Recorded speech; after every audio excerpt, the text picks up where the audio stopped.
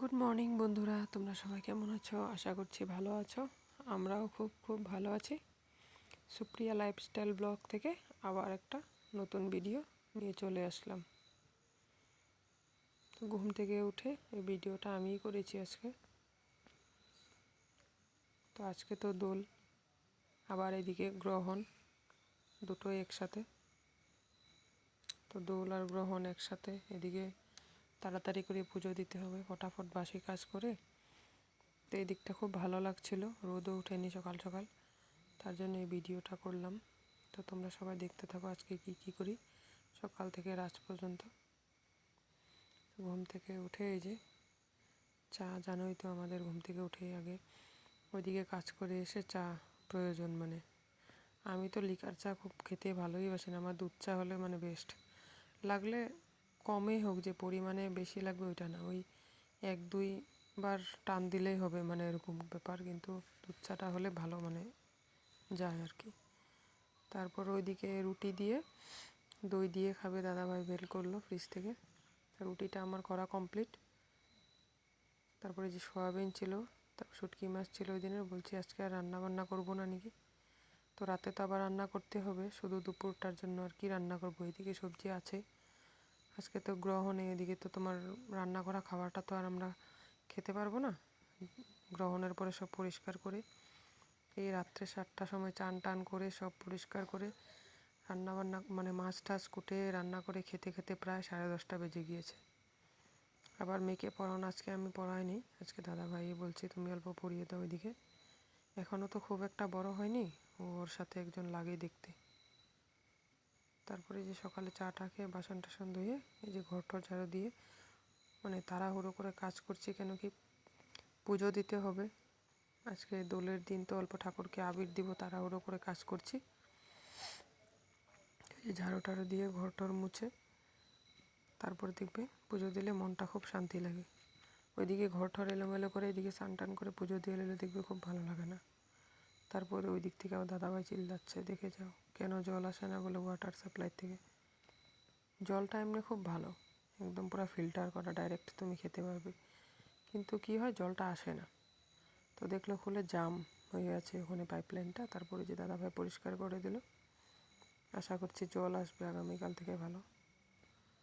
তারপরে এদিকে দেখো ছেলেগুলো রং খেলছে, আমিও চান টান করে পুজো কমপ্লিট করে নিলাম।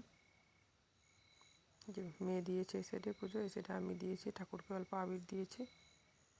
আর এদিকে দাদাভাই যে রেশন চাল নিয়ে আসলো, খুব ভালো দিয়েছে এবার চালগুলো, আমাদের এখানে প্রায় ভালোই দেয় চালগুলো।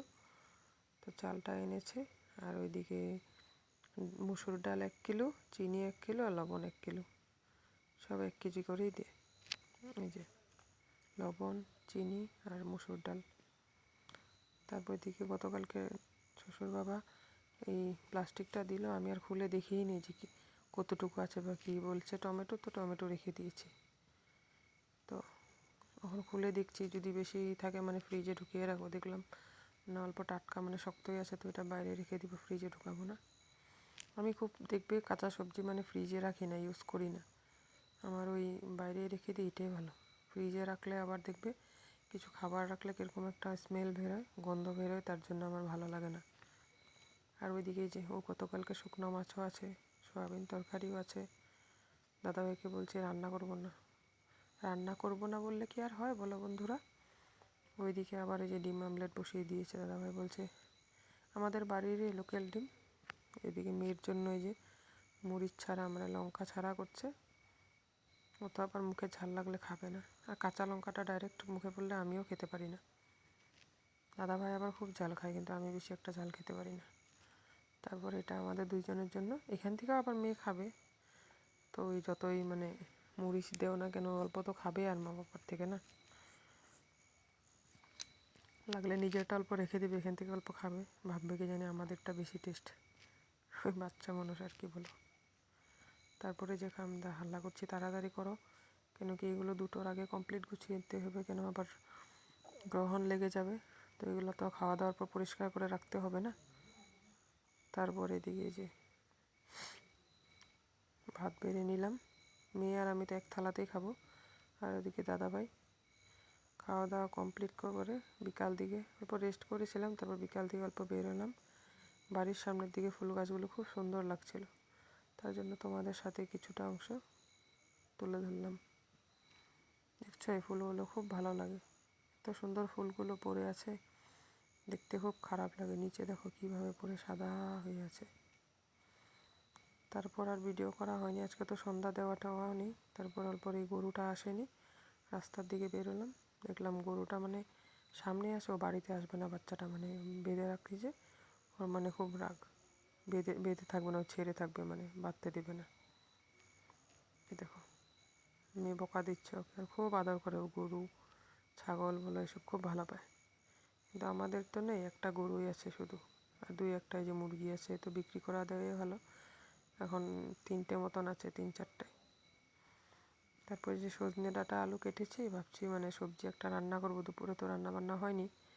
দাদাভাই দোকানে গেলে যে মুড়ি আনলো, বোন আনলো, আর বাবা ওই যে বাজার গিয়েছিলো, এই যে পাবদা মাছ ভালো পেলো, বলছে পাবদা মাছ এনেছি, এটাই রান্না করো। তারপর কি করবো, ওদিকে সবজি কেটেছি, তো সজনে ডাঁটা আর আলু টমেটো দিয়ে তারপর পাবদা মাছটাই চচ্চড়ি করলাম। চচ্চড়িটাই ভালো লেগেছে খেতে, শুকনো শুকনো করে করেছি।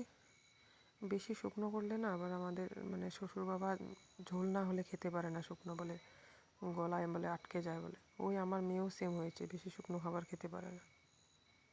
দেখতে পাচ্ছ মাছগুলো খুব টাটকা ছিল, খুব সুন্দর সাইজের ছিল, একদম একটা একটা গোটা গোটা সুন্দর হয়েছে মানে খেতে।